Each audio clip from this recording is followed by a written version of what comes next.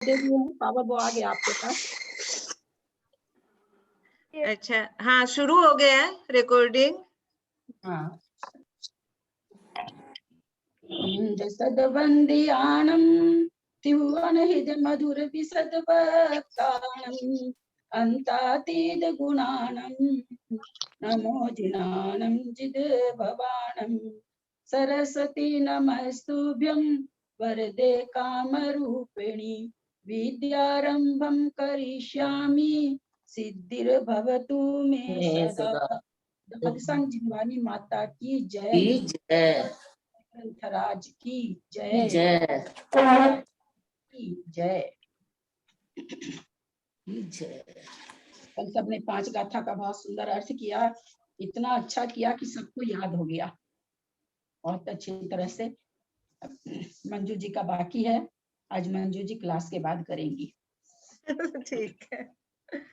हम लोग जो अभी तक पढ़ा हम लोगों ने, कुंकुद आचार्य श्री ने हमें सामान्य से 6 द्रव्यों का परिचय कराया, जिसको द्रव्य अधिकार के नाम से भी जाना जाता है। आगे भी द्रव्य के बारे में ही बताने वाले हैं, कि ग्रंथ 50 है, लेकिन अभी विशेष व्याख्यान करेंगे। यद्यपि सामान्य व्याख्यान करे हैं, फिर भी हमें बहुत सारी चीजों का, मुझे जो लगता है मुझे हुआ, बाकी किसी को पहले से भी हो सकता है। हम लोगों ने बहुत कुछ जाना कि अस्तिकाय हैं, कैसे हैं, तीनों काल में अपने ही स्वभाव में रहते हैं, सब घुल मिल के रहते हैं, फिर भी सब अपने अस्तित्व में रहते हैं, एक दूसरे में प्रवेश नहीं करते हैं, जबकि एक साथ मिल करके रहते हैं। और सभी कौन सी गाथा पढ़ रहे हैं दीदी? जय जैन। अभी गाथा नहीं पढ़े हैं। अच्छा जी आवाज धीरे आ रही है। धीरे आ रही है? हाँ आज थोड़ी धीरे आ रही है आपकी। तो पंखा भी नहीं चला रखे हैं तब धीरे धीरे चला रखे हैं इसी आवाज के चलते। आप छोटा माइक लगाइए, छोटा माइक। हाँ? छोटा माइक लगाइए। अरे बाबा, फिर पंखा चला लीजिए। पंखा क्यों नहीं चलाएंगे, पंखा चला लीजिएगा। यहाँ चल जाता है काम, बाहर की हवा आ जाती है काफी। तो हम लोगों ने सामान्य से आचार्य श्री ने, कुंकुद आचार्य ने, जो प्राकृत भाषा के बहुत बड़े आचार्य कहे जाते हैं। एक चीज आप लोग बताना चाहेंगे, प्राकृत मतलब हम पहले भी अपने लोग जान चुके, प्राकृत मतलब स्वाभाविक है ना। प्राकृत भाषा बोल के कोई भाषा नहीं, प्राकृतिक मतलब स्वाभाविक। ये स्वाभाविक भाषा जिस क्षेत्र की है उसी की वो प्राकृत भाषा कहलाती है। जैसे पैशाचिक है, शायद कश्मीर की है, मुझे जैसा ध्यान आता है। मागधी है, मगध देश की है। पिशाचिनी है, पिशाचिनी है शायद वहां की, कश्मीर की, मुझे पूरा याद नहीं है। जो भी, तो ये वहां की लोकल भाषा, ये भी वहां की प्राकृत भाषा है ना। अपभ्रंश, तो जो कुंकुद आचार्य के और भी ग्रंथ हैं, बहुत सारे हैं, सभी परिचित है नामों से। बाकी ग्रंथों में तो इन्होंने अपभ्रंश भाषा को भी बहुत जगह दी है, जो कि जब हम शास्त्र का अगर कभी अध्ययन करेंगे तो थोड़ी सी कठिनाई होती है। लोकल भाषा है, लोक भाषा, जैसे आज अगर हम अपने लोग चले जाएं, तमिलनाडु में चले जाएं, तो लगेगा जैसे कोई डमरू बज रहा है, उनकी भाषा ही नहीं समझ में आती है कुछ भी, जैसे कोई एक डब्बा में कंकड़ डाल के बजा रहा हो, ठीक वैसे लगता है। ये लोकल भाषा सब है। इन भाषाओं में जो ग्रामर होती है बहुत ऐसे, जैसे संस्कृत की होती है परिमार्जित और परिष्कृत ग्रामर, वैसे नहीं होती है। बहुत सी ग्रामर इसमें, इसी कारण इसमें सबको शंका होती है कि चतुर्थी में, षष्ठी का बहुवचन, चतुर्थी का बहुवचन एक जैसा है। क्योंकि बोलने की भाषा है, इसलिए इसमें बहुत सारी चीजें ऐसी पाई जाती है। हम लोग को उसी रूप में जानना होगा, उसी रूप में सीखना होगा। रह गई जहां तक याद करने की बात, तो बहुत सी विभक्ति तो पढ़ते पढ़ते याद हो जाएगी। और बहुत सी जो है कि कहीं पर कैसे लगता है, कहीं पर कैसे लगता है, जब तक हम पूरा ग्रंथ खत्म करेंगे तब तक हमको बहुत ज्यादा भाव वासना हो जाएगी किसी भी प्राकृत ग्रंथ को पढ़ने का। किसी भी गाथा को आप पढ़ेंगे, उसके बाद उसका भावार्थ तो समझ में आ ही जाएगा, और उस भावार्थ को समझ के ही हम लोग किसी भी शब्द की विभक्ति लगा लेते हैं। जैसे मैं कर्मकांड जी पढ़ा रही हूँ, कई शब्दार्थ अभी तक कर्मकांड जी की गाथा का मुझे तो नहीं मिला, हो सकता हो, मैंने पूछा भी था कैसे, पर मुझे तो नहीं मिला। अब उसके शब्दों का मैं अर्थ करती हूँ तो मैं जानती नहीं हूँ प्राकृत भाषा। करते करते करते उसका भावार्थ पढ़ते पढ़ते पकड़ बहुत सारी चीजें अब याद हो गई। तो उसी तरह जब तक हम लोग सारा ग्रंथ खत्म करेंगे बहुत सारी चीज आप लोग को याद हो जाएगी। जैसे कल किरण भाभी को हो रहा था कि व्याकरण पर ध्यान नहीं दी, और भी कोई लोग शायद बोल रहे थे। तो ये मतलब हाँ, थोड़ा ध्यान तो देना ही पड़ेगा। अब जो विशेष ध्यान देंगे उनको थोड़ी जल्दी, थोड़ी सी गाथा के बाद व्याकरण बहुत सी आ जाएगी। जो थोड़ा कम ध्यान देंगे उसको थोड़ी देर के बाद, जो बिल्कुल नहीं ध्यान देंगे उनको भी आके ही रहेगा। क्योंकि अर्थ करना है, हर सप्ताह अर्थ करेंगे तो आपको थोड़ा तो विभक्ति वगैरह अपने आप जान ही जाएंगे। तो इसलिए किसी को भी मन में परेशान होने की जरूरत नहीं है। कल बहुत अच्छा सबने अर्थ किया है, बहुत अच्छा, मतलब मेरी उम्मीद से बाहर था कल की क्लास। मुझे बहुत अच्छा लगा था, बहुत अच्छा सबने किया था। तो मतलब मैं आप लोग की इतनी तारीफ करूं, मेरे पास शब्द नहीं है, सबने बहुत अच्छा किया। अब हम पिछले अधिकार के बारे में, चूंकि अगले अधिकार में प्रवेश कर चुके हैं, इसलिए पिछले अधिकार के बारे में हमें थोड़ा सा साथ में रखना चाहिए उसका उपदेश, तो हमें आगे के उपदेश और अच्छी तरह से समझ में आते हैं। तो हमने पीछे बहुत सारी चीज सीखी, 6 द्रव्यों का नाम सीखा, 5 अस्थिकाएं कौन है वो सीखा, निश्चय काल और व्यवहार काल, जो आज तक बहुत बढ़िया से नहीं समझ में आया था। मैं अपनी बात कह रही हूँ, मुझे बहुत अच्छा समझ में आया, तो आप लोगों को भी आया ही होगा। पहली बार जाना कि हाँ भाई व्यवहार काल क्यों कहा जाता है, और इसकी उत्पत्ति उद्गल द्रव्य के कारण होती है। पराकालो परायता, काल पराधीन है।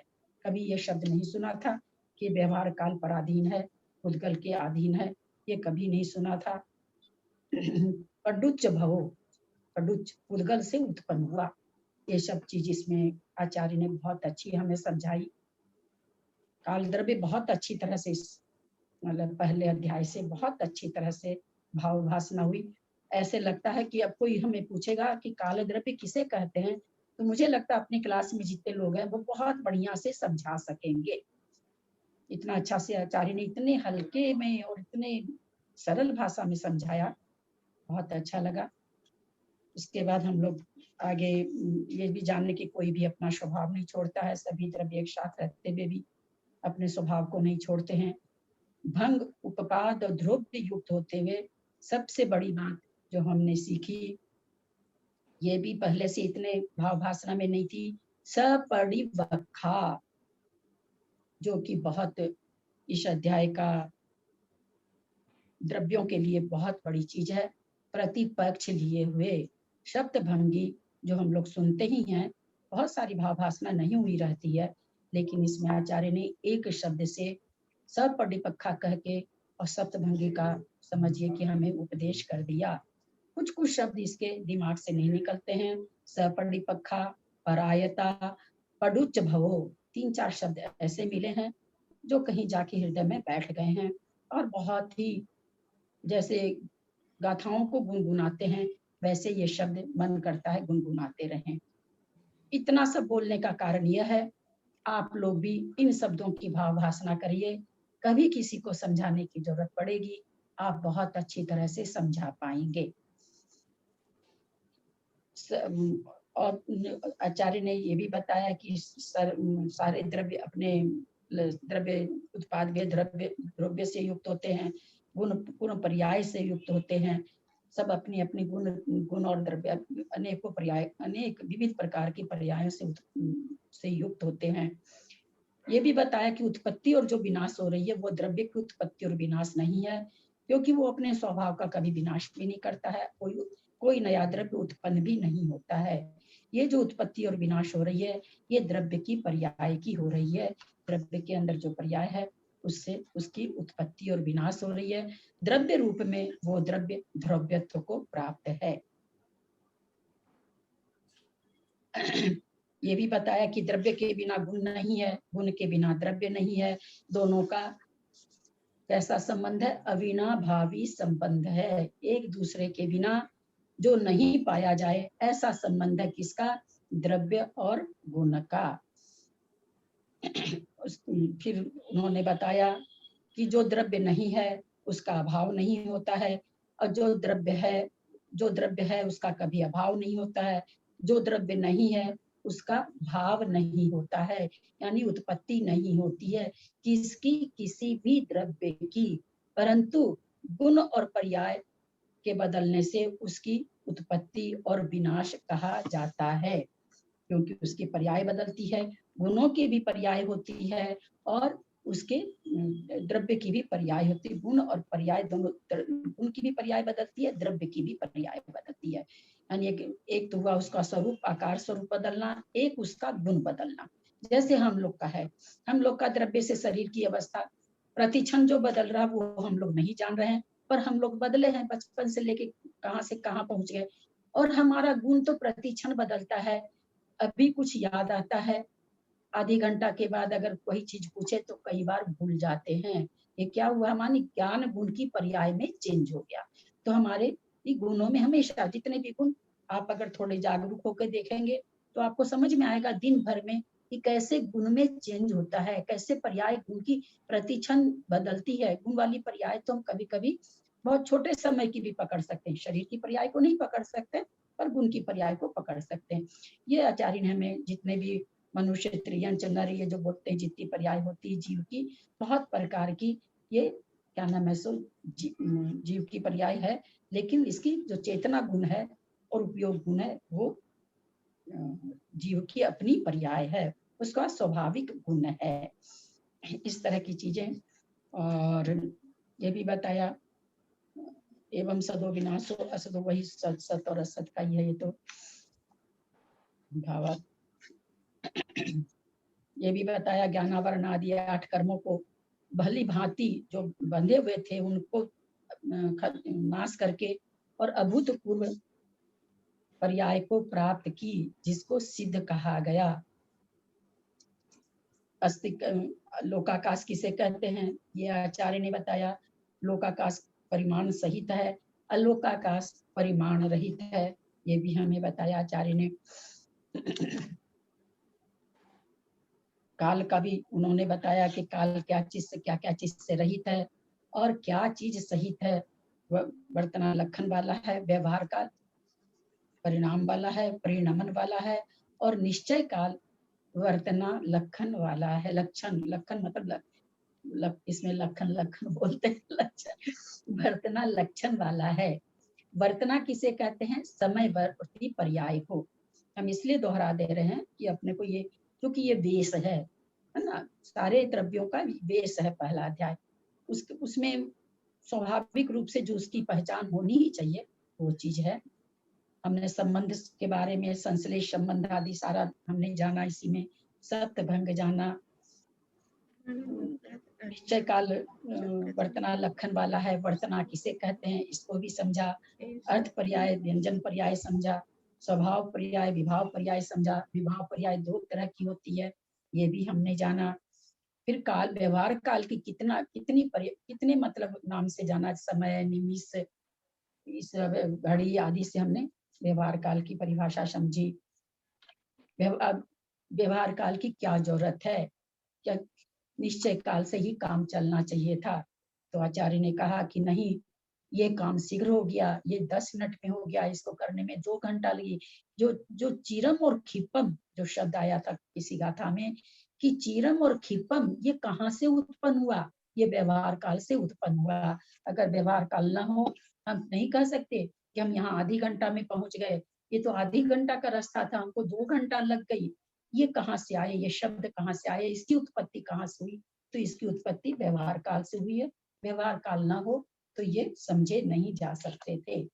इस तरह से हमने उसके बाद जीव के जो 9 उसके ये कहे गए हैं, भोक्ता, कर्ता आदि, वो हम लोगों ने समझा। अब वो तो दूसरे अधिकार में आ गया। साधारण विवेचन करने के बाद में अब आचार्य हमें विशेष कथन की ओर ले जा रहे हैं। 27 नंबर की गाथा से पंचास्तिकाय का विशेष कथन चालू हो गया। 26 नंबर की गाथा तक सामान्य कथन चल रहा था। 27 नंबर की गाथा से, क्योंकि 5 अस्तिकाय और काल का हमको बता चुके थे, अब 27 में जीव के विशेष गुण पर आ गए थे, जीव की विशेष विशेषता पर बताने लगे थे। तो अब सभी द्रव्यों की विशेषता, विशेष गुण कहिए, विशेष व्याख्यान कहिए, आचार्य हमें भावभासना करा रहे हैं। 29 नंबर की होगी ना गाथा। जादो स्वयं सचेदा सब बनहु सब लोक दर्शिय पप्पोदि स्वमनंतम अव्वाबाधम सकममुक्तम। जादो स्वयं सचेदा सब बनहु सब लोक दर्शिय पप्पोदि स्वमनंतम अव्वाबाधम सकममुक्तम। अब क्या कह रहे हैं? जादो, जादो जैसे कहते हैं ना जन्मना, है ना। किसी का खुला हुआ है, बहुत आवाज आ रहा है। मंजू जी आप सबको म्यूट कर सकती हैं, सबको म्यूट कर दीजिए। उसके क्लास से जब खत्म होने के थोड़ी देर पहले ही खोलने का कर दीजिएगा, सबको म्यूट कर दीजिए आप।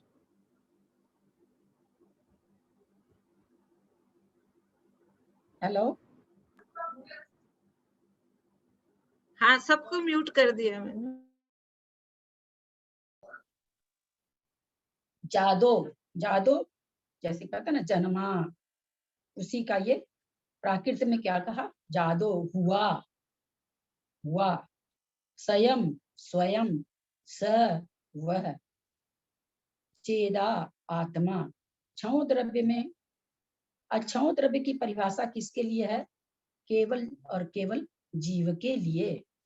अगर थोड़ी सी कल्पना करिए, जीव नाम का द्रव्य अगर तीनों लोक से खत्म हो जाए तो क्या कुछ रहेगा, क्या कुछ बचेगा? तो इसलिए क्या है प्रधान? तो जीव ही है, जीव के चलते सारे सब कुछ ही हो रखे हैं। इसलिए विशेष कथन जब शुरू हो रहा है तो उन्होंने पहले भी जीव के सारे गमन करने वाला ये सब बताया और जीव के बारे में ही बता रहे हैं। विशेष व्याख्यान में जीव से ही उन्होंने शुरू किया है। जादो हुआ, स्वयं माने स्वयं, स्वयं मतलब स्वयं, स माने वह, चेदा माने आत्मा, सब वनहु, हम लोग पर ये शब्द पहले आ चुका है, अब तक याद हो गया होगा। सर्वज्ञ, सव, सव माने समस्त, लोग, लोग माने लोक। कुछ शब्द ऐसे हैं जो अपने मीनिंग शब्दार्थ नहीं बदल रहे हैं, बार बार पढ़ते पढ़ते सुनते सुनते हम लोगों को याद हो जाएंगे। समस्त, लोग माने सब माने समस्त, लोग माने लोक, दर्शी मतलब देखने वाला, समस्त लोग को देखने वाला, यह मतलब। और पप्पोदी प्राप्त करता है, सुहुम, सुहुम अनंतम, संधि विच्छेद है, सुहुम प्लस अनंतम। सुहुम माने सुख को, अनंतम माने अनंत। अव्वा बाधम, अव्वा बाधम बाधा रहित, अखंडित। जब किसी चीज में बाधा नहीं होगी तो वो कैसा होगा? अखंडित होगा। बाधा होती है तब खंडित होता है। मान लीजिए जैसे अपने लोग का सुख है, कभी तो हम लोग बहुत खुश हो जाते हैं, कभी किसी बात से थोड़े अनमने से हो जाते हैं, कोई बहुत प्रिय अचानक आ जाता है तो हम भाव विभोर होके आंखों से पानी भी हमारे खुशी से बहने लग जाते हैं। ये क्या है? हमारा हर्षा अतिरेक है। हम कभी हर्षातिरेक होते हैं, कभी हम सामान्य रहते हैं, कभी दुखी भी होते हैं। तो हमारा हमारा कैसा है? सुख बाधा वाला है, बाधा से सहित है, कभी कम कभी बेसी। इनका सुख कैसा है? तो कहते हैं अनंत सुख तो है ही है। अनंत सुख तो प्राप्त हो गया था चार घातिया कर्म के नाश होने से ही। लेकिन अव्ययवाद सुख कहाँ प्राप्त हो रहा है? जब सिद्ध बनते हैं तब। देखिए थोड़ी सी यहाँ पर मन में आ गया, तर्क आ गया, इसलिए बताना चाह रहे हैं। चार घातिया कर्म आत्मा का कुछ नहीं बिगाड़ता। साधारण बात में, साधारण उपदेश में हम लोग सभी सुनते भी हैं और बोलते भी हैं, पर देखिए वो चार घातिया कर्म अव्ययवाद सुख को उत्पन्न नहीं होने दे रहा है। अनंत सुख तो है, खत्म नहीं होगा कभी, पर अव्ययबाधत तो उसमें अभी तक नहीं आया है। वो कब जाएगा? जब होगा जब वो शरीर से भी उनकी, क्योंकि अभी उनके शरीर का है, शरीर उनके नो कर्म वर्गना वो ग्रहण कर रहे हैं। तो वहां तक देखिए अब अव्ययवाद सुख यानी अखंडित सुख नहीं हुआ है, क्योंकि साता वेदनी असाता वेदनी दोनों उदय में आ रही है। वो उनमें किंचित भी असर नहीं डाल रही है, वो एक अलग कथन है, लेकिन आ तो रही है ना। असाता भी उदय में आ रही, साता भी उदय में आ रही है, इसलिए उनका अव्ययवाद सुख नहीं कहा जा रहा। अनंत सुख तो है, उनका सुख कभी खत्म होने वाला, कभी कम ये होने वाला नहीं है कि किसी दिन अंत हो जाएगा। अब वो जब तक रहेंगे अनंत सुख के साथ रहेंगे। तो इसको हम, और लेकिन अखंडित सुख नहीं है, अव्यापाद सुख नहीं है। तो कह रहे हैं सुख को सगम मतलब आत्मीय, अमूर्तम, अमूर्त। क्या कहना चाह रहे हैं, थोड़ा सा व्याकरण समझ लें। जादो मतलब हुआ, क्योंकि हो चुका है, ऐसा नहीं कह रहे हैं कि है, होता है, ऐसा नहीं है। तो इससे हम समझ रहे हैं कि भूतकाल की क्रिया है, ये भूतकाल कृदंत है। प्रथम पुरुष का एक वचन, स्वयं माने स्वयं, अव्यय है, स माने वह, सर्वनाम विशेषण है। जैसे राम, राम जाता है, उसकी जगह आप बोलें वह जाता है, तो इसलिए ये सर्वनाम विशेषण कहलाता है। चेदा आत्मा का है एक वचन, प्रथमा का एक वचन आत्मा। सब बनहु सर्वज्ञ, ये भी एक वचन है। साथ में ये क्या है, ये सब शब्द जो आगे आने वाले हैं क्या है, उस आत्मा के विशेषण हैं, इसलिए इसको कहा गया विशेषण। सब लोकदर्शी, ये भी विशेषण ही है, लेकिन ये कह रहे हैं अनियमित है। यहाँ पर समासिक पद भी है। सब लोकदर्शी, सब सब समस्त लोक को देखने वाला। सब लोग के बाद में को नहीं आया है। सब यहाँ पर भी क्या नाम है, शब्द के बाद भी विभक्ति नहीं दी गई है, लोग के बाद भी विभक्ति नहीं है, अतः ये सामासिक पद है। दर्शी माने देखने वाला, ये भी विशेषण है। फिर कहते यह माने, और अब ये पपोदी प्राप्त करता है, वर्तमान काल की क्रिया हुई। इस तरह की क्रिया कभी कभी प्रयोग में होती है, इसलिए अनियमित कहा गया। किसका है ये, थर्ड पर्सन अन्य पुरुष जिसको कहते हैं, उसका एक वचन है।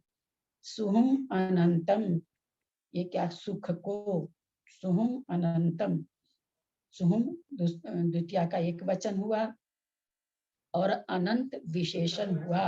अव्याबाद, ये भी विशेषण है। अव्याबादम द्वितीय का एक वचन। सगम अमुत्तम, सगम अमुत्तम, सगम मान विशेषण, अमुत्तम भी विशेषण है।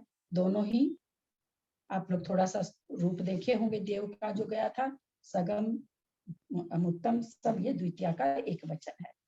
तो यहाँ क्या कहना चाह रहे हैं, वह आत्मा सचेदा, वह आत्मा स्वयं, स्वयं सबन हूँ सर्वज्ञ, सब लोकदर्शी और सर्व समस्त लोक को देखने वाला, और सुहुम अनंतम, अब्बा बादम, सगम अमुत्तम, सगम माने आत्मीय, अपनी ही आत्मा से उत्पन्न। यहाँ सगम किसके लिए आया, ऐसा नहीं है कि उनमें जो सुख आया है वो किसी और ने दे दिया, ऐसा नहीं हुआ है। सगम अपनी ही आत्मा से उत्पन्न, अखंडित और अमूर्त अनंत सुख को प्राप्त करता है। क्योंकि जीव का ही वर्णन चल रहा है, तो उसी जीव के बारे में बोल रहे हैं कि वही जब यहाँ इसके पहले गाथा में उन्होंने सर्व कर्ममल से विमुक्त कहा था, तो वही सर्व कर्ममल से विमुक्त हुआ जीव और क्या होता है, उसके क्या होता है। तो यहाँ आचार्य बता रहे हैं 29 नंबर की गाथा में, सचेदा वह आत्मा स्वयं माने स्वयं, सब वनहु सर्वज्ञ, सब लोकदर्शी, समस्त लोक को देखने वाला, और सुहुम अनंतम अब्बा बाधम सगम उत्तम, सगम ममुत्तम, सगम माने अपनी आत्मा से उत्पन्न होने वाला, आत्मो उत्पन्न, आत्मीय, ममुत्तम, ममुत्तम माने अमूर्त, और अनंत और अव्याबाद सुख को पपोदी प्राप्त करता है। तो कहते हैं कि वह आत्मा सर्वज्ञ, स्वयं सर्वज्ञ, समस्त लोग को देखने वाला है, और वह अपनी ही आत्मीय अखंडित अमूर्त और अनंत सुख को प्राप्त करता है। सचेदा से हम सब बनहु सब लोकदर्शी जादो, सब वह आत्मा स्वयं सर्वज्ञ समस्त लोक का को देखने वाला होता हुआ, और स्वयं आत्मा से उत्पन्न, अपने ही आत्मा से उत्पन्न, अव्याबाद अमूर्त और अनंत सुख को प्राप्त करता है। इस तरह यहाँ पर सुख का कितने विशेषण आए? अनंत, अव्याबाद और अमूर्त। ये उनको जो सुख है उस सुख के ये 3 विशेषण यहाँ पर दिए गए हैं। कौन कौन सा? एक तो अनंत सुख है, फिर अव्याबाद है, और साथ में कहते हैं वो सुख कैसा है? अमूर्त है, माने इंद्रियों से उत्पन्न सुख नहीं है। इंद्रियों से जो भी सुख उत्पन्न होता है मूर्तिक पदार्थों से होता है, ये मूर्तिक पदार्थ का सुख नहीं है, अपनी आत्मा का सुख है, इसलिए अमूर्त है। आगे की गाथा ले रहे हैं, किसी को पूछना हो तो ध्यान कर लीजिएगा, बाद में अपने ले लेंगे। पाणि चदुहि जीवदी जीवसदि जो जीवितो उपम सो जीवो पाणा पुन बलमिंदिये माउसासो। पाणि चदुहि जीवदी जीवसदि जो जीवितो उपम सो जीवो पाणा पुन बलमिंदिये माउसासो। अब इसमें संसारी जीव किस तरह से जीता है उसके बारे में आचार्य इस गाथा में हमें बता रहे हैं।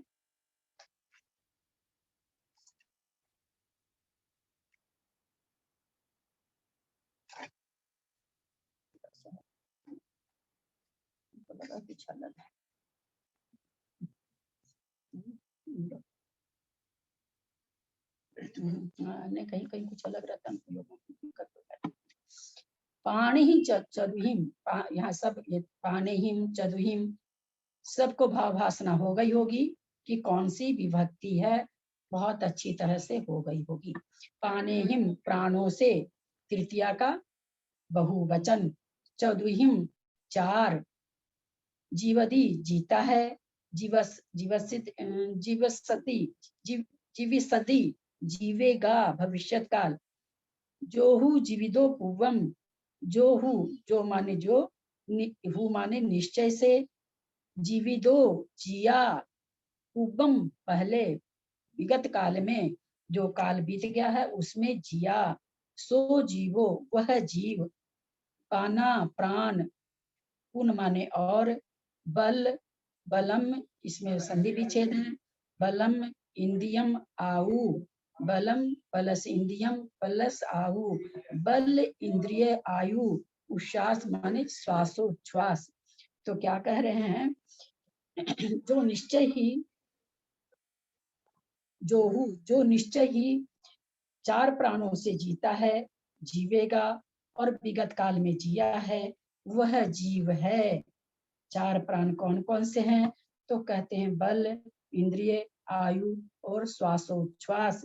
ये 4 प्राण के द्वारा जीव जीता है और जीवेगा और जिया है। तो इस तरह से संसारी जीव का इन्होंने यहाँ पर बता रहे हैं कि किस तरह से जीता है, किन प्राणों के कारण जीता है और जिएगा और जिया था।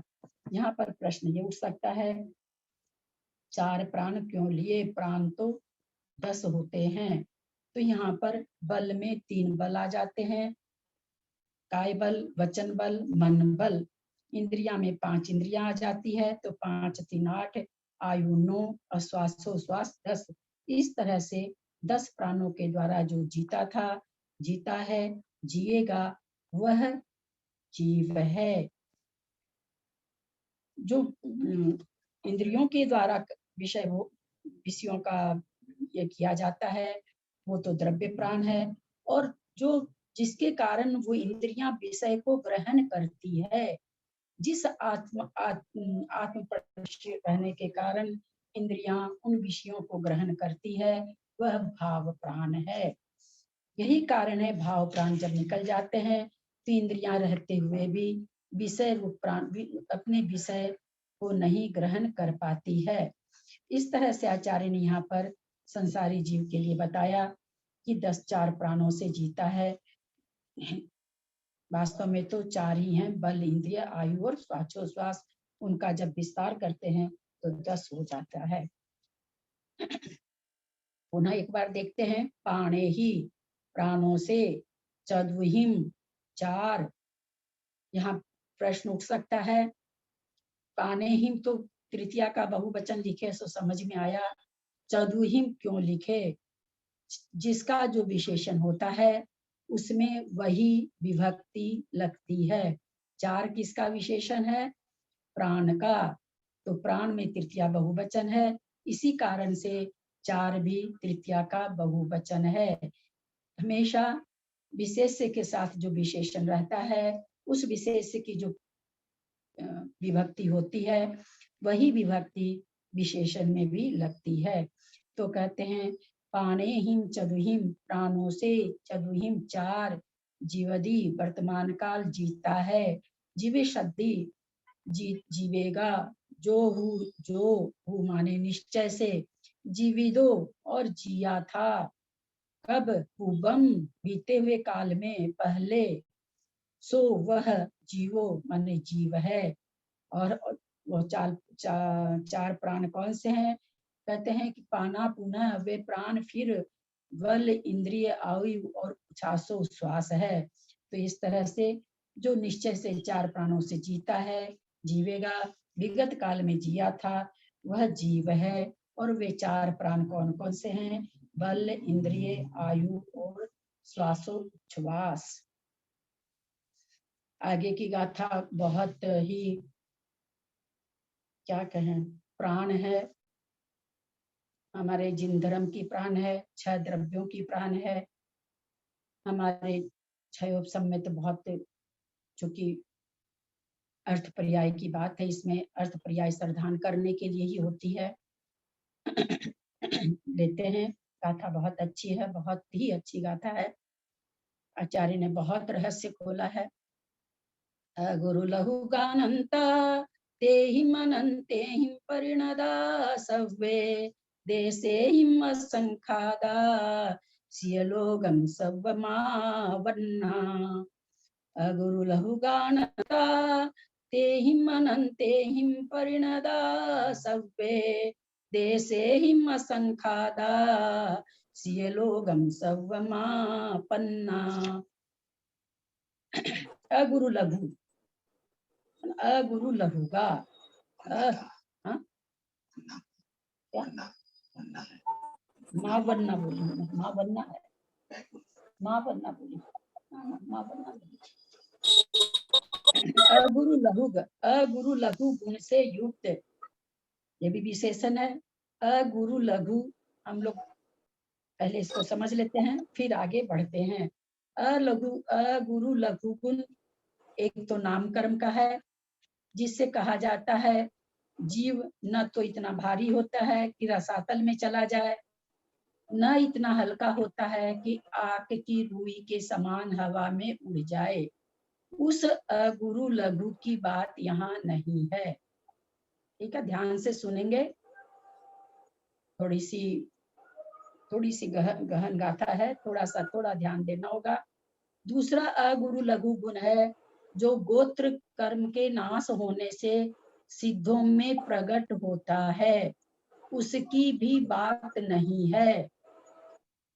क्या समझे हम लोग कि एक तो अगुरु लघुत्व जो गुण है, नाम कर्म की जो प्रकृतियां हैं 93, उनमें एक अगुरु लघु है, जिसको समझाते समय आचार्य समझाते हैं कि ये अगुरु लघु गुण के कारण न तो जीव इतना भारी होता है कि नीचे रसातल में चला जाए, और न जीव इतना हल्का होता है कि आग की रुई के समान हवा में उड़ जाए। उस अगुरु लघु की बात नहीं है। दूसरा अगुरु लघु गुण वह है जो गोत्र कर्म के नाश होने से प्रकट होता है, वह भी नहीं है।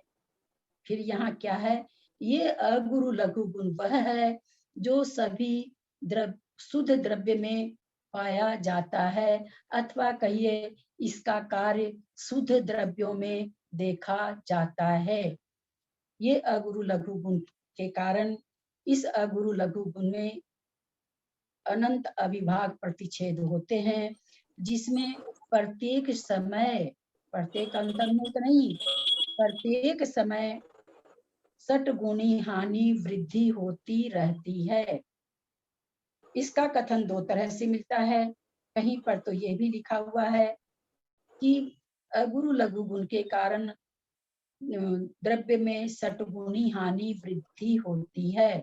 परंतु आलाप पद्धति में जैसे आचार्य देवसेन आचार्य ने लिखा है, अगुरु लघु गुण में के अभिभाग अनंत अभिभाग प्रतिच्छेदों में सटगुणी हानि वृद्धि होती रहती है। उसके कारण उस शुद्ध द्रव्य में उत्पाद व्यय और द्रव्य बना रहता है। सटगुणी हानि वृद्धि पहले भी बात आ चुकी है। अनंत भाग वृद्धि, असंख्यात भाग वृद्धि। सबसे पहले क्योंकि सटगुणी हानि वृद्धि में हानि है, अब इसका कारण कहीं नहीं मिला कि पहले हानि क्यों है। तो सबसे पहले अनंत भाग हानि, असंख्यात भाग हानि, संख्यात भाग हानि, संख्यात गुण हानि, असंख्यात गुण हानि और अनंत गुण हानि।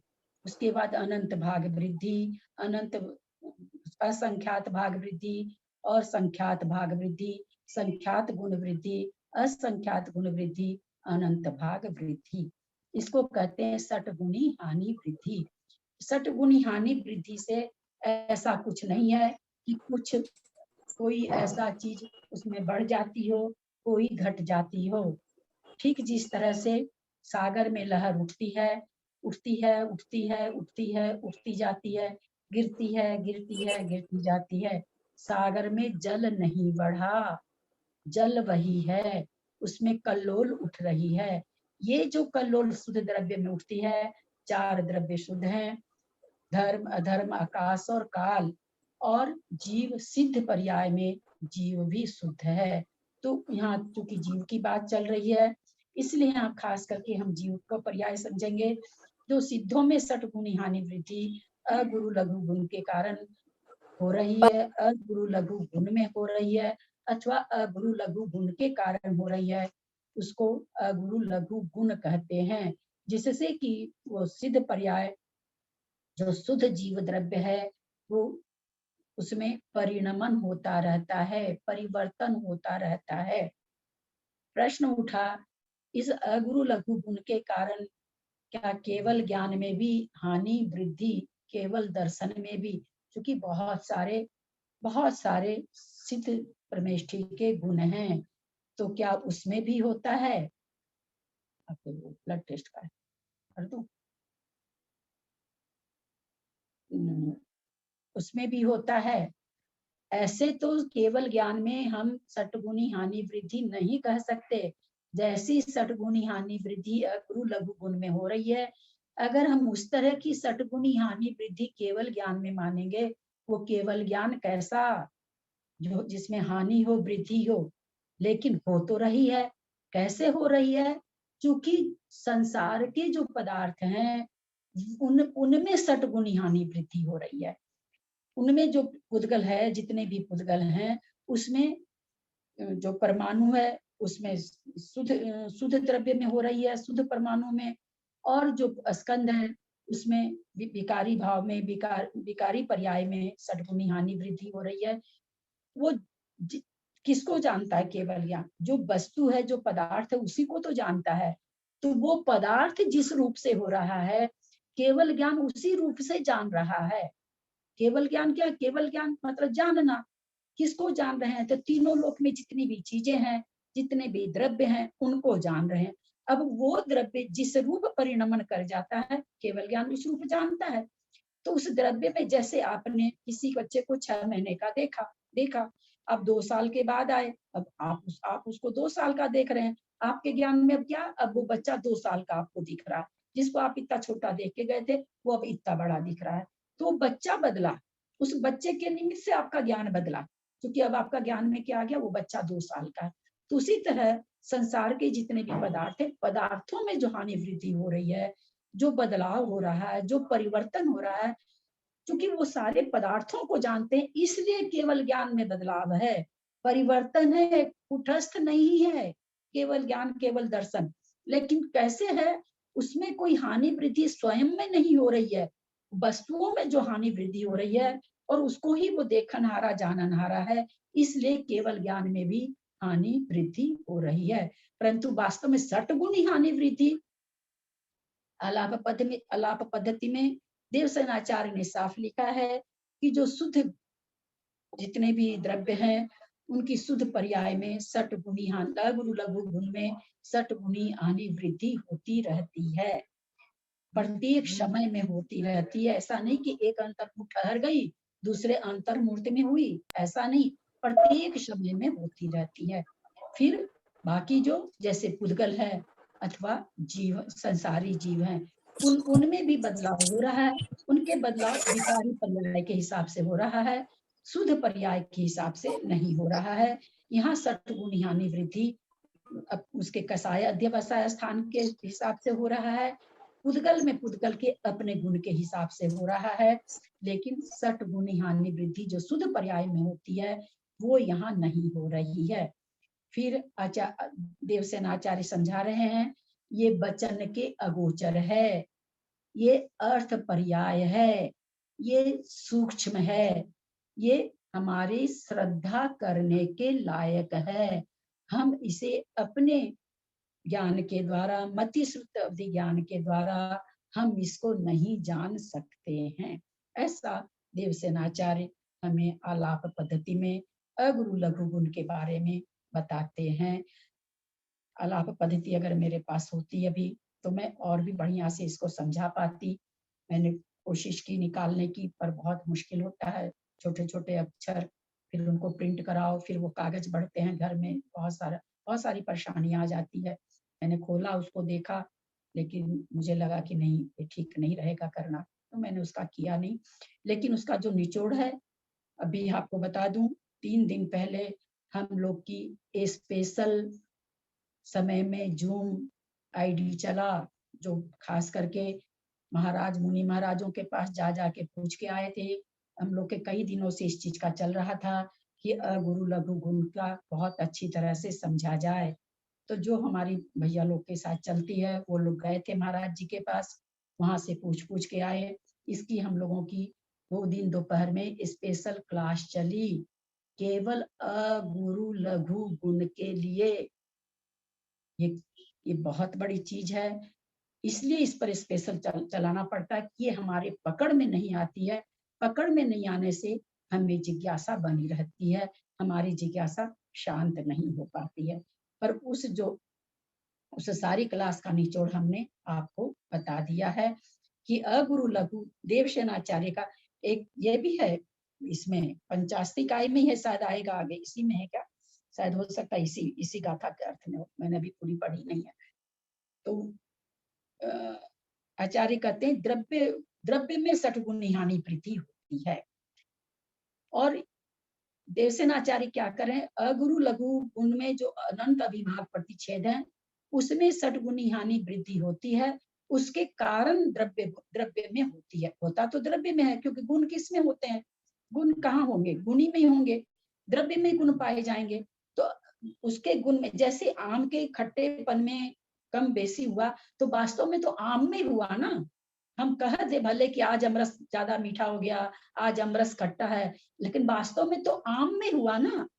तो उसी तरह से अगुरु लघु गुण में सठगुणी हानि, तो इसलिए ये कथन भी गलत नहीं है कि द्रव्य में सठगुणी हानि वृद्धि हो रही। वास्तव में उसके किसी गुण में अगर सठगुणी हानि वृद्धि हो रही है तो द्रव्य में भी सठगुणी हानि वृद्धि हो रही है, और द्रव्य में सठगुणी हानि वृद्धि हो रही है तो उसके दूसरे गुणों में भी हो रही है। फिर भाई बाधा क्यों आई, सीधा सीधा कथन था, इतना उलझाने की क्या जरूरत थी। उलझ हम लोग इसलिए गए अपने छोटे ज्ञान के कारण कि जब ये दिमाग में आ गया कि इसका मतलब क्या, केवल ज्ञान में भी सठगुणी हानि वृद्धि होती है, केवल दर्शन में भी सठगुणी हानि वृद्धि होती है, तो वो कैसा केवल ज्ञान, वो कैसा केवल दर्शन, जब आप उसमें ही हानि वृद्धि कराओ तो उसमें सठगुणी हानि वृद्धि नहीं होती है। लेकिन अगुरु लघु गुण के कारण जो सठगुणी हानि वृद्धि हो रही है उसके कारण उसमें भी हो रही है। उसके कारण, क्योंकि जैसे आत्मा सब चीज को जानता हुआ उस वस्तु में जो चीज हो रहा है वही उस आत्मा में झलक रहा है, शुद्ध जीव में सिद्ध परमेष्टि वही जान रहे हैं, वस्तु में बदलाव हो रहा है, उनके गुण उनके केवल ज्ञान में भी बदलाव हो रहा है। अब किसी आम को उन्होंने हरा देखा, फिर वो पीला हो गया, तो उनको तो वो पीला ही ना दिखेगा। तो ये जो पीला दिखा वही उनके गुण में परिवर्तन हुआ, वैसे उनके गुण में नहीं है कि कुछ नहीं हो, तो फिर भी उनका जिस तरह से धर्म अधर्म द्रव्य है, षड्गुणी हानि वृद्धि हो रही है, किसी का निमित्त उनको कुछ भी नहीं चाहिए, उससे वहां केवल दर्शन केवल ज्ञान नहीं है, उनका अपना षड्गुणी हानि वृद्धि होने से वो कुटस्थ नहीं है। तो वैसा जीव में नहीं है, वैसा सिद्ध में नहीं है, सिद्ध के गुण, लेकिन वो बदल किस कारण से रहे हैं, षड्गुणी हानि वृद्धि हो किस में रही है, तो अगुरु लघु गुण में हो रही है, और उसके कारण पूरे द्रव्य में हो रही है। फिर द्रव्य के आश्रित जितने गुण है उसमें भी स्वतः ही होगी। लेकिन बोला क्या जाएगा, अगुरु लघु गुण के कारण षट्गुणी हानि वृद्धि होती है। हम ऐसे नहीं कह सकते कि सिद्ध में जितने गुण हैं वो उन गुणों में, जैसे हम लोग आज के एक बार पहले अपने सुबह की क्लास में भी आप लोग हैं जो काफी चर्चा हुई थी, मैंने उस समय बहुत सारा इसका खुलासा भी किया था, बहुत खुलासा, मेरे को वो सारी चीजें मिली नहीं, मैं खोजी, मेरे को रखने की थोड़ी आदत कम है, उस समय मैंने बहुत खुलासा किया था इस पर। उस समय भी बहुत ये चर्चा चली थी, ये शब्द आ गया था कि केवल ज्ञान में षट्गुणी हानि वृद्धि होती है। तब उस समय दिमाग में आया कि केवल ज्ञान में षट्गुणी हानि वृद्धि, ये तो बहुत मतलब गलत विवेचन हो जाएगा। तब जो है सुबह की क्लास में वो जान रहे होंगे, बहुत खोजा उस समय खोज के फिर इसको हुआ। फिर अब भी हम लोग के साथ, भैया लोग के साथ एक क्लास चलती है, उसमें फिर ये खड़ा हो गया सवाल, वो भी ऐसे ही बोल दिए केवल ज्ञान में हो रहा है, बोला हम महाराज जी से पूछ के आए हैं, फिर सारा खुलासा हुआ। तो फिर बोले मेरे ही समझ में गलती है, जैसा आपके कह रहे हैं वही होना चाहिए, मैंने तो किताबों से बताया, मैंने कोई अपने पास थोड़ी कोई चीज है, किताबों का ही बताया, तो उसका यही निचोड़ था जो मैंने आज आप लोगों को गुरु लघु गुण के बारे में बताया। तो समझ के चलिएगा 3 तरह का है, एक नामकरण का गुरु लघु गुण जो कि हल्का भारी करता है जीव को, जीव के शरीर हल्का और भारी से संबंधित है। एक अगुरु लघु गुण गोत्र नामकरण के नाश होने से प्रकट होता है। एक ये अगुरु लघु गुण वो है जो शुद्ध द्रव्य में ध्यान रखिएगा, स्वाभाविक पर्याय में उत्पाद व्यय ध्रुव्यता बनाए रखता है। जो शुद्ध द्रव्य में उत्पाद व्यय ध्रुव्यता है वो अगुरु लघु गुण के कारण है। सबको समझ में आया होगा, मैंने अपनी कोशिश की पूरा समझाने की। इस गाथा को थोड़ा लेते हैं, समय तो हो गया है, लें कि प्रश्न है कि लें, इस गाथा को लूं कि प्रश्न है? ये गाथा वापिस करिए ना नंतर। नहीं, प्रश्न है इसमें। ये गाथा तो करी नहीं ना अभी कुसुम जी, एक अगुरु लहुगा में तो रह गई गाथा। हाँ, तो वही तो मेन है इसका, और क्या। अगुरु लोगों का ये पूरा आलाप पद्धति वाला जो पूरा अभी नहीं हुआ, समझ में आया पूरा। चलिए एक बार इसका अर्थ कर देते हैं, फिर पुनः कर लेते हैं। हाँ, इसका थोड़ा सा पूरी कर दिएगा। अगुरु लहुगा, अगुरु लघु गुण से युक्त, अनंता अनंत, तेहिम उन, अनंतेहिम, बहुत अच्छी से समझ में आ रहा होगा। अनंतेहिम आप लोगों को नहीं देखना पड़ता होगा कि कौन सी विभक्ति है, याद हो गया होगा। अनंत के द्वारा और से, ये दोनों ही तृतीया की विभक्ति है। परिणता रूपांतरित हुए, परिणत हुए, परिणामित हुए, सभ्य समस्त, देशेहिम, यहाँ देश मतलब थोड़ा ज्यादा नहीं, प्रदेश के लिए आया है, प्रदेशों की दृष्टि से, असंख्यादा असंख्यात, सियलोकम, सिय प्लस नहीं लोगम ही आएगा, किसी एक प्रकार, जैसे यहाँ सिय मतलब कथनचित, जो अपने लोग अभी पीछे पढ़ चुके हैं ना, सप्तभंग आया था, वहां सिय शब्द आया था, याद हो तो किसी को, तो किसी एक प्रकार से, किसी एक भंग से। लोगम लोक को द्वितीय है, माँ है अंत में, याद होता जाएगा बार बार समझने से। सब माने समस्त, सबम माने समस्त, आवन्ना माने प्राप्त हुए, यहाँ संधि विच्छेद है, सबम प्लस आवन्ना। तो क्या करें, अनंता अगुरु लहुगा तेहिम अनंतेहिम सभ्य परिणदा देशेहिम असंख्यादा सिय लोगम सबम आवन्ना। अनंत अगुरु लघु गुण से युक्त, अगुरु लघु गुण से कह रहे अनंत जीव के अनंत अगुरु लघु गुण से युक्त, उन अनंत के द्वारा समस्त रूपांतरित जो भी हैं सभी उससे रूपांतरित है, माने उनका उत्पाद वे द्रव्य होता है और प्रदेशों की दृष्टि से असंख्यात है। अर्थात प्रत्येक जीव असंख्यात प्रदेश वाला होता है, किंतु एक प्रकार से समस्त लोक को प्राप्त हुए हैं। यहाँ क्या कहना चाह रहे हैं कि कोई भी जीव है असंख्यात प्रदेशी है, हम सभी कोई जानते हैं, लेकिन असंख्यात प्रदेशी होते हुए भी जीव क्या है, सब जिस समय केवली समुद्घात करते हैं उस समय वो समस्त लोग को प्राप्त होते हैं। ऐसे तो वो नहीं प्राप्त होते हैं, तो अगुरु लघु गुण से युक्त हैं, इसलिए वो अपनी पर्यायों को फैला लेते हैं, अपने पर्याय को नहीं सॉरी अपने शरीर को फैला लेते हैं और उन्हीं प्रदेशों को संकुचित कर लेते हैं। ये यहाँ पर जो दे रहे हैं व्याख्या, ये मुझे सफिशिएंट नहीं लगती है। देखो दूसरी वाली किताब में आगे जीवों का स्वाभाविक प्रदेशों की अपेक्षा प्रमाण कहते हैं। अच्छा, प्रदेश का प्रमाण बता रहे हैं। इसमें मुक्त संसारी जीव का भेद कहते हैं। समय समय में सटगुणी हानि वृद्धि लिए अगुरु लघु गुण अनंत हैं। वे अगुरु लघु गुण आत्मा के स्वरूप में स्थिरता के कारण जो अगुरु लघु स्वभाव है उसके अविभागी अंश अति सूक्ष्म है, आगम कथित ही प्रमाण कहे जाते हैं, क्योंकि उनको जानने की हमारे में सामर्थ्य नहीं है। वे कितने हैं तो अनंत हैं, कई अनंत। उन अनंत लघु गुणों के द्वारा जितने समस्त जीव हैं उतने सभी परिणत हैं। अर्थात ऐसा कोई भी जीव नहीं है जो अगुरु लघु गुण से रहित हो, किंतु सब में पाए जाते हैं और वे सभी जीव प्रदेशों के द्वारा लोक प्रमाण असंख्यात प्रदेशी हैं। अर्थात एक एक जीव के असंख्यात प्रदेश हैं। उन जीवों में से कितने ही जीव किसी एक प्रकार से दंड कपाट आदि अवस्थाओं में 343 राजू प्रमाण घनकार रूप समस्त लोकों के प्रमाण को प्राप्त हुए हैं। दंड कपाट आदि में सभी जाति के कर्मों के उदय से प्रदेशों का विस्तार लोक प्रमाण होता है।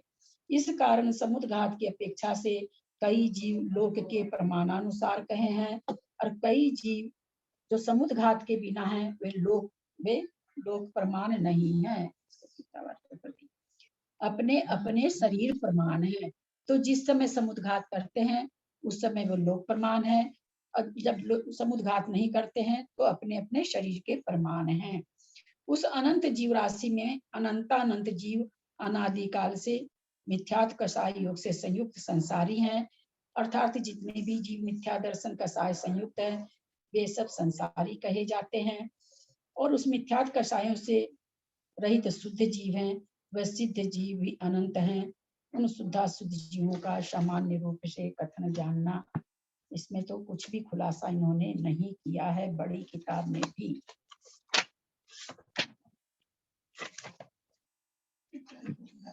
देखते एक बार से इसमें कुछ है क्या। 31, 32 एक साथ बोलने से आंटी समझ में आएगा। 32 का दोनों का एक साथ ही है। 31 हाँ 31 32 दोनों साथ मालूम है। नहीं इसमें नहीं डाला है कुछ भी।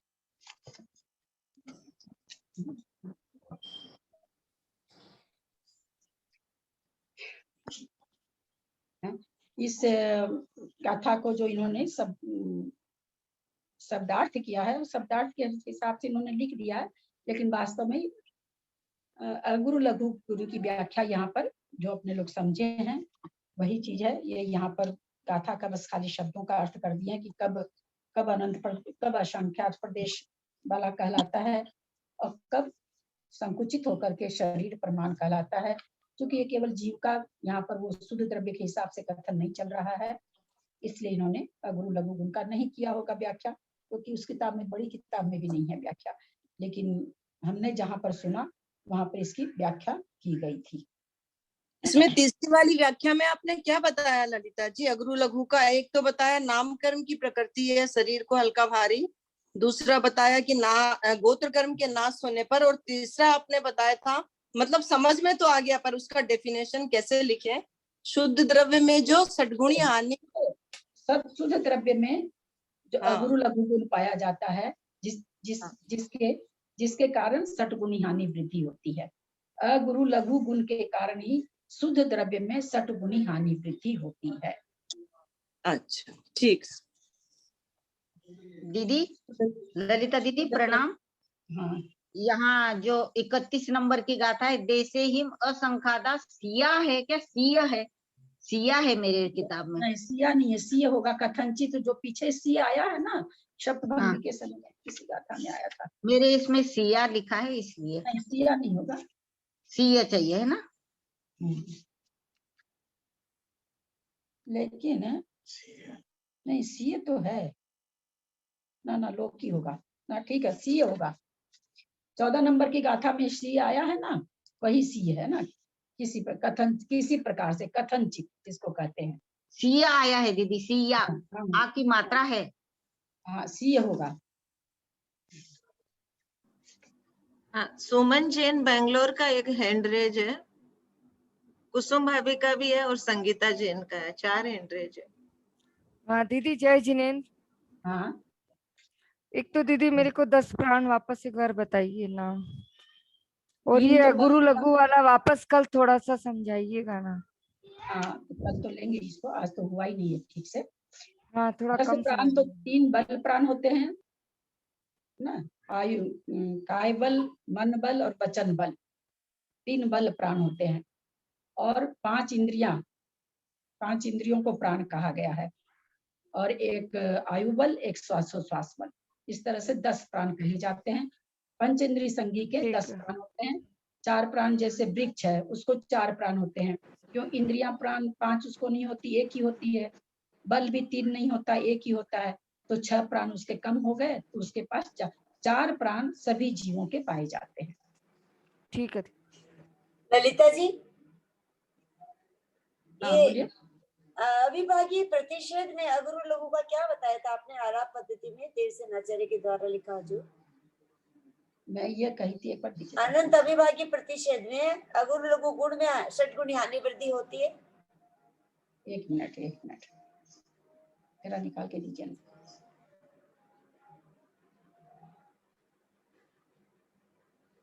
मेरा आपको फोन कर दीजिए।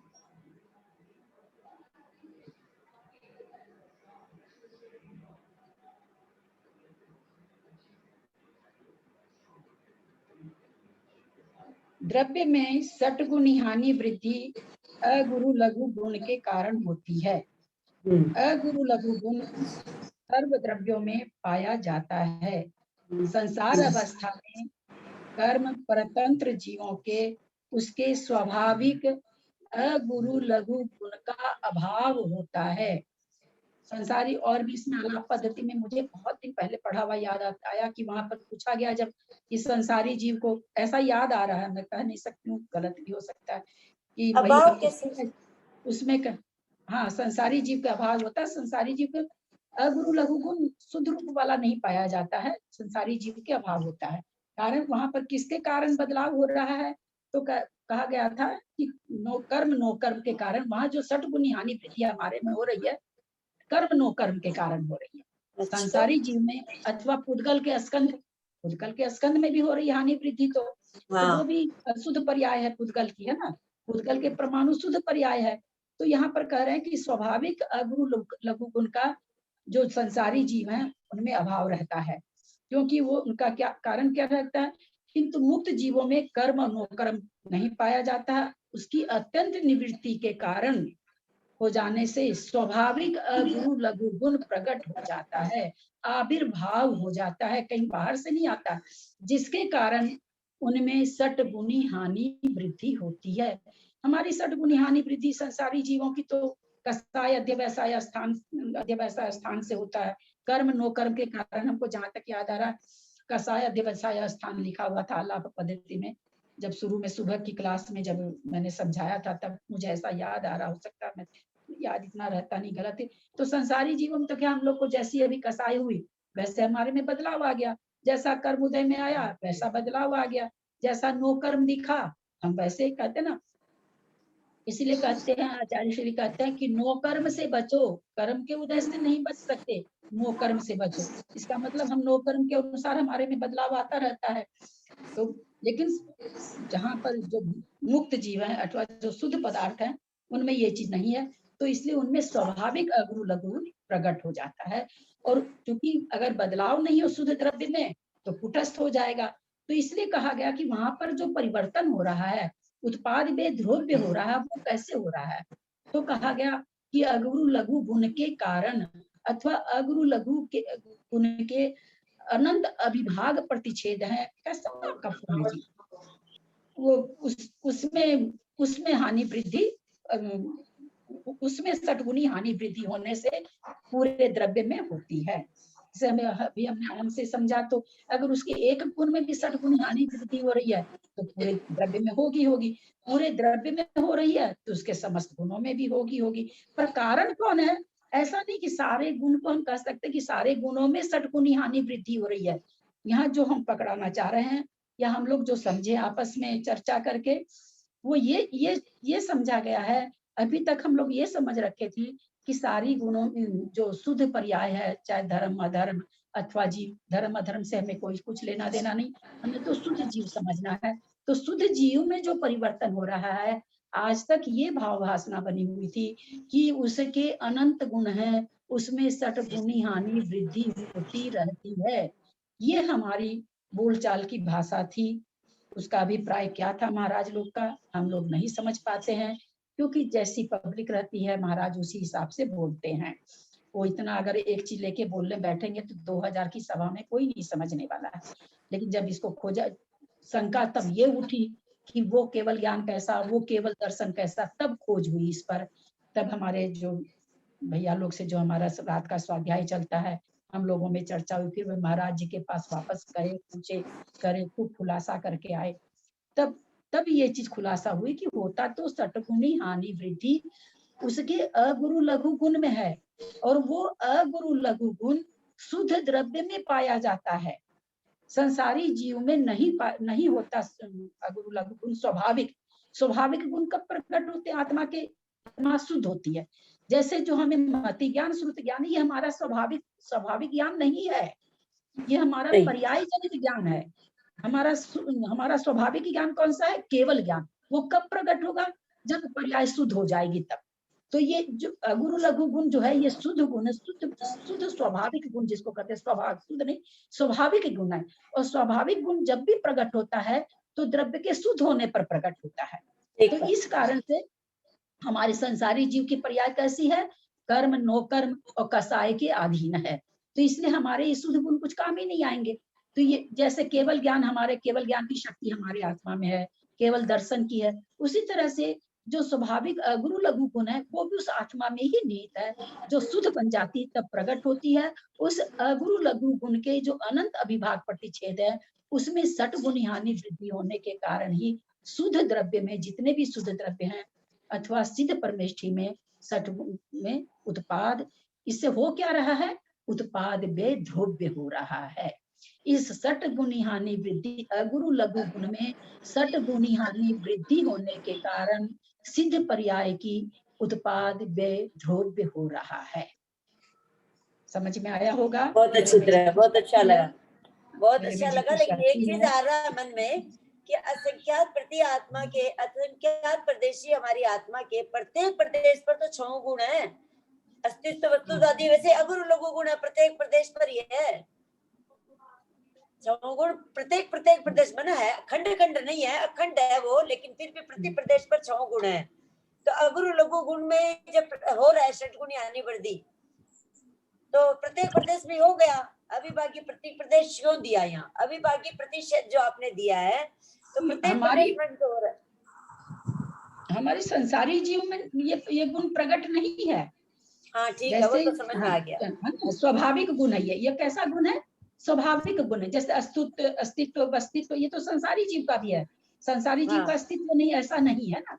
ये तो ऐसे गुण है जो किसी भी द्रव्य में, शुद्ध में अशुद्ध में दोनों द्रव्य में है। स्कंध का भी अस्तित्व है, परमाणु का भी है, सांसारी जीव का भी अस्तित्व है, शुद्ध जीव का भी अस्तित्व है। तो ये जो गुण आप बोले ना, ये तो संसारी जीव के भी हैं। लेकिन अगुरु लघु गुण जो है वो स्वाभाविक गुण है। स्वाभाविक गुण जब कब प्रकट होगा, जब जीव अपनी स्वाभाविक अवस्था में आएगा, व्यक्त रूप में है, नहीं है, गुण तो है ही, लेकिन जब शुद्ध नहीं होगा तभी वो प्रकट होगा। हाँ, जैसे केवल ज्ञान केवल दर्शन तो है ही है, कब प्रकट होगा, जब शुद्ध होगा। तो उसी तरह से अगुरु लघु गुण अभी हमारे कोई प्रकट नहीं है। जिस तरह से केवल ज्ञान प्रकट नहीं, उसी तरह से संसारी जीव के ये जो अगुरु लघु गुण है, जिससे उत्पाद व्यय द्रव्य होता है।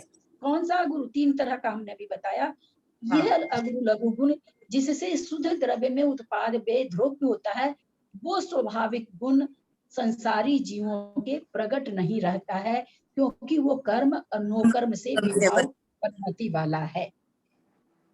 जय जितेंद्र आंटी, इसमें लिखा हुआ है शुद्ध द्रव्य में सठ गुण हानि क्रम से होती है और अशुद्ध द्रव्य में सठ गुण हानि वृद्धि क्रम अक्रम से होती है। आला पद्धति में ये लिखा हुआ है।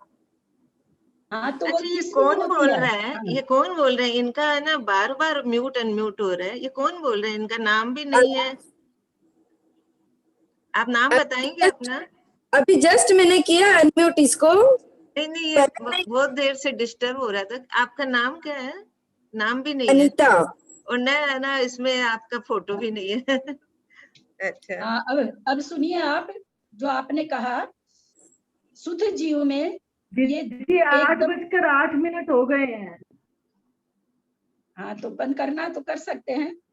नहीं मतलब अगर चलाना तो मुझे दिक्कत नहीं है, लेकिन मतलब हमेशा जनरली अपन के बंद हो जाता है, अचानक पे बंद हो जाएगा। हाँ, अब अचानक से बंद इसलिए नहीं होगा क्योंकि मैं मतलब इसको मैं ही ललिता जी को मिल गया है अधिकार। नहीं कर रही है, इसलिए नहीं तो बंद हो ही जाता। नहीं, समझ में आ रहा है बराबर। हाँ, अब सुनिए, आपने जो प्रश्न किया, किन्ने किया, मैं तो अभी समझ भी नहीं पाई।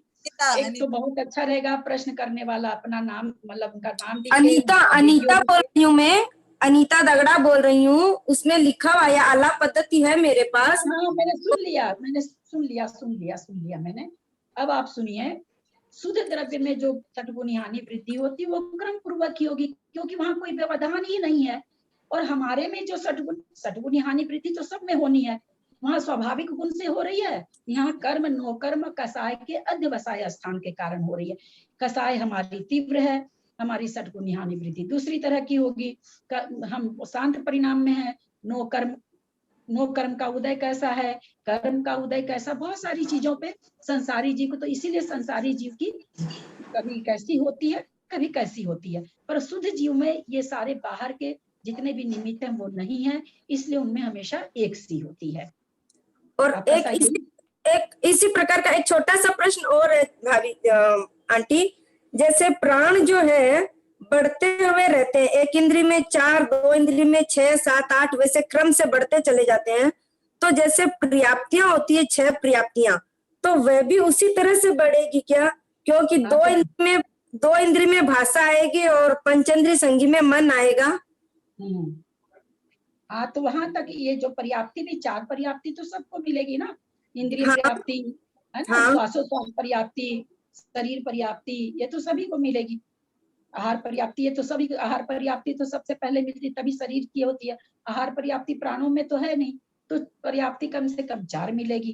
कोई जो पेड़ वगैरह होगा उसकी 4 पर्याप्ति होगी, जो चींटी वगैरह होगी तो 6 पर्याप्ति हो जाएगी, जो संगी होंगे तो 5 पर्याप्ति होगी, जो संगी होंगे तो 6 पर्याप्ति होगी, 6 हो जाएगी। ठीक है, ठीक है। जय जिनेंद्र।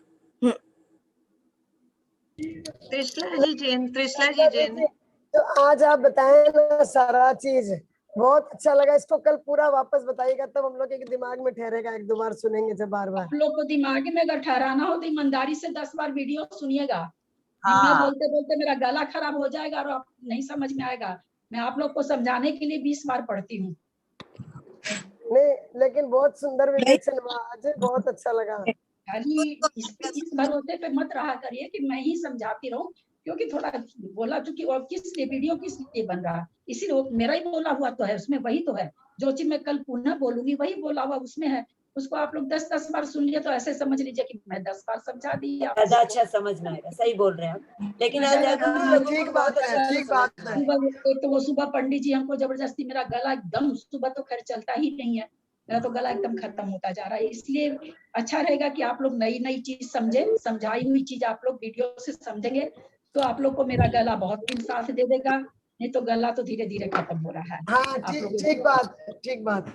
एक भी चीज ललिता जी, मेरे को एक बात पूछनी थी कि ये जो अपन आप बता रहे हैं, हम लोग सुन रहे हैं कि सिद्ध पर्याय में जो उत्पाद अगुरु लघु गुण में जो उत्पाद व द्रव्य जो है उसको भी हम लोग षटगुणीय हानि वृद्धि का नाम देते हैं क्या? हाँ, सिद्धों के पर्याय को भी हम लोग षटगुणीय हानि वृद्धि। एक मिनट भाभी, मैंने ये नहीं कहा कि गुरु, ध्यान दीजिएगा, हो सकता है आपको इससे गलती से निकल गया हो, मेरे से भी निकलता है गलती से। मैंने ये नहीं कहा। ललिता जी एक मिनट, कोई भी प्रश्न ललिता जी से पूछते हैं तो प्लीज दूसरे जवाब नहीं दे, उन्हीं को जवाब देने दे, बहुत कंफ्यूजन हो जाता है ऐसे। मैंने ये कहा भाभी, अगुरु लघु गुण के कारण षटगुणी हानि वृद्धि होती है, उस षटगुणी हानि वृद्धि के कारण उत्पाद व द्रव्य होता है। मैंने ये नहीं कहा अगुरु लघु गुण के कारण उत्पाद व द्रव्य होता है। उत्पाद व द्रव्य किससे हो रहा है? षटगुणी हानि वृद्धि से। और वो षटगुणी हानि वृद्धि किसमें हो रही है? अगुरु लघु गुण में हो रही है। तो उसको गुण में हो तो रही है अगुरु लघु गुण में, मतलब हो तो रही है अगुरु लघु गुण में, लेकिन वो गुण किसी गुणी के आश्रित है ना, गुण द्रव्य के आश्रित है, जीव के आश्रित है। जीव में हम लोग जीव को समझ रहे हैं, तो जब अगुरु लघु गुण में कुछ बदलाव हो रहा है तो वो जीव में द्रव्य में भी होगा, जीव द्रव्य में भी होगा। और जब जीव द्रव्य में बदलाव होगा तो जीव द्रव्य क्या, जैसे आप एक पेड़ को मान लीजिए उसकी डंडी तोड़े, ठीक है ना, आपने जहां पर हाथ रखा वहां कोई छोटा सा जीव था, वो आपके हाथ रखने से मर गया, ठीक है। लेकिन डंडी जब आप तोड़े तो डंडी में जितने जीव सब कुछ, तो उस पेड़ से जो सिंचन मिल रहा था वो खत्म हो गया ना, वो सारे जीव। तो उसी तरह से उस द्रव्य के आश्रित जितने गुण हैं वो सभी बदल रहे हैं, क्योंकि वो द्रव्य के आश्रित है। द्रव्य बदल रहा है तो गुण भी बदल रहे हैं। बच्चा बड़ा हो रहा तो शरीर से भी बड़ा हो रहा है, साथ साथ में उसका शरीर का रंग सांवला भी होता जा रहा है, हाथ पैर बड़े लंबे होते जा रहे हैं, ज्ञान उसका बढ़ता जा रहा है। तो उसके आश्रित जितने गुण है उस बच्चे के आश्रित, वो गुण भी बदल रहा है। तो काल यहाँ पर क्या है, काल निमित्त बना उसको बड़ा करने में, काल के कारण उसकी वृद्धि हुई तो काल के कारण, काल बीता तो उसमें वृद्धि हुई। काल नहीं बीते, काल कोई ऐसी रहता कि ठहर जाए, काल बीता तो उसमें वृद्धि हुई। किसमें? उस बच्चे में। तो काल के कारण बच्चे में वृद्धि हुई, उसके कारण बच्चे में जितने उसी तरह से षटगुणी हानि कहने के लिए किसी गुण में ऐसे किसी द्रव्य में नहीं हो रही, किसी द्रव्य मतलब जीव द्रव्य में, सिद्ध पर्याय में नहीं हो रही। कहाँ हो रही है? उनका जो एक स्वाभाविक गुण गुरु से एक उस गुण किसके आश्रित है? वो अगुरु लघु गुण, स्वाभाविक गुण सिद्ध पर्याय के आश्रित है, शुद्ध जीव के आश्रित है। तो उसमें बदलाव होने से जीव में भी बदलाव हो गया, उस द्रव्य में भी हो गया। द्रव्य में बदलाव हुआ तो उसके आश्रित जितने गुण हैं उसमें भी बदलाव हो गया। लेकिन हुआ कारण कौन? उसका अगुरु लघु। ये यहाँ पर आचार्य ये चीज समझते हैं कि केवल दर्शन बदला इसलिए हो गया, केवल ज्ञान बदला नहीं, केवल ज्ञान केवल दर्शन तो वस्तुओं के हिसाब से घटता बढ़ता है, उसमें कोई षटगुणी वृद्धि नहीं होती। हाँ हाँ, समझ में आ गया। ऐसे तो समझ में आया था, थोड़ा सा कंफ्यूजन था कि सिद्धों के लिए भी अपन लोग ऐसा ही वर्ड यूज कर रहे हैं, पर अभी पूरा क्लियर हो गया। भाभी बहुत बड़ी चीज है, बहुत आप लोग को सारांश सुनाए हम लोग की, तो खूब भाषा बहसी मतलब तर्क खूब चला हम लोग का। हम लोगों को बना बनाया एकदम खाना हलवा मिल जाता है आपके माध्यम से। काटते कुटते जाके सारांश निकला। भाभी जैसे मुझे ये पूछना था कि जो सिद्धों में मतलब परिणमन होता है, आवाज आ रही है मेरी? हाँ, जो सिद्धों में शुद्ध परिणमन होता है, हाँ मैं कह रही हूँ कि केवल ज्ञान में जो केवल ज्ञानी है उनमें सिद्धों जैसा शुद्ध परिणमन तो नहीं होगा, क्यों? केवल ज्ञान को तो सब संसारी जीव उनके दृष्टिगोचर हो रहे हैं, तो जो शुद्ध परिणमन हो, अगुरु लघु का शुद्ध परिणमन है, वो केवल ज्ञान में भी होता है। अभी समझाया ना हमने, द्रव्य द्रव्य में जो हो रहा है उसके आश्रित अगर कुछ हो रहा है तो हो रहा है, लेकिन हम सटगुण की हानि वृद्धि नहीं कह सकते। यही तो इतनी देर से समझा रहे हैं ना कि सटगुण की हानि वृद्धि हम केवल अगुरु लघु गुण में ही कहेंगे, है ना। अगुरु लघु गुण में केवल ज्ञान केवल दर्शन में जो हानि वृद्धि अगर कुछ हो रही है तो वो द्रव्यों के निमित्त से, मतलब उद्गल जो भी सारे द्रव्य दिख रहे हैं उनको तो और सारे द्रव्य तो बिल्कुल असंख्यात परदेशी हैं, उनमें तो कोई बदलाव है नहीं। बदलाव सारा उद्गल द्रव्य में है, अथवा संसारी जीव में है बदल, संसारी जीव उनमें भी बदलाव है। तो जैसा बदलाव हो रहा, मान लीजिए थोड़ी सी देर के लिए जैसे हम लोग मान लें कि सारा जीव और उद्गल जितने भी चीजें हैं सब मिला के 5 लाख हैं, तो 5 लाख को तो जानेंगे ना। अगर मान लीजिए थोड़ी सी देर के लिए जो 4 लाख उद्गल द्रव्य थे वो घट करके 490 हो गए, कैसे हो गए? क्योंकि परमाणु थे, स्कंद बन गए, बड़े बड़े स्कंद बन गए, तो मान लीजिए 490 हो गए, तो अब उनको 490 दिखेगा। तो वो जो केवल ज्ञान उनका बदला, वो वस्तु कम हो गई इसलिए बदला, न कि उसमें सटगुणी हानि वृद्धि हुई। ये हम समझाना बता रहे हैं कि इसका भावभाषा नहीं कर लीजिएगा कि केवल ज्ञान में सटगुणी हानि वृद्धि होती है। वो केवल ज्ञान ऐसा, वो केवल दर्शन ऐसा कि घटेगा बढ़ेगा घटेगा बढ़ेगा, ऐसा नहीं होता। जो हम लोगों को आज तक यही समझ में आ रखा था कि हाँ सारे गुणों में होता है, केवल होता है, उसमें भी कुटस्थ नहीं है, वो भी कुटस्थ नहीं रह सकता, तो उसमें भी हो रहा है, लेकिन उसका परिणाम सटगुणी हानि वृद्धि रूप से नहीं है। वो चूंकि ज्ञान है उनका, ये वस्तु के हिसाब से है, जो जानने योग्य वस्तुएं हैं जिसको वो जान रहे हैं, उस वस्तु स्वरूप है उनकी हानि वृद्धि, सटगुणी हानि वृद्धि है। समझ रहे हैं मेरी बात को आप लोग? हाँ बिल्कुल समझ आ रहे हैं। वस्तु स्वरूप है उनका, केवल दर्शन केवल ज्ञान, न कि सटगुणी हानि वृद्धि रूप है। जय जिन, जय जिन। किसी का प्रश्न है कि समाप्त करें? हाँ, जिनवानी स्तुति चलिए करिए। बहनों स्वाध्याय आप प्रातः सांझ करो मन लाई, कर्मों से मिले रिहाई।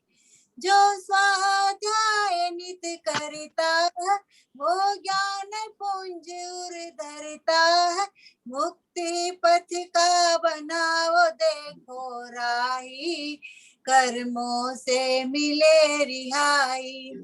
बहनों स्वाध्याय आप प्रातः सांझ करो मन लाई, कर्मों से मिले रिहाई। बिन ज्ञान तेरा कहीं नाम नहीं, फिर क्यों भटके बेईमान कहीं। अरे सखी बना तू शिव रमणी को भाई, कर्मों से मिले रिहाई। श्रावक साधु आचार्य सभी और कहूँ क्या भगवती, सभी ने इसकी शरणा ली भाई, कर्मों से मिले रिहाई। बहनों स्वाध्याय आप प्रातः सांझ करो मन लाई, कर्मों से मिले रिहाई। जवानी के ज्ञान ते सूझे लोकालोक, सोवाणी मस्तक चढ़ो सदा दे तो दो। हे जिनवाणी भारती तो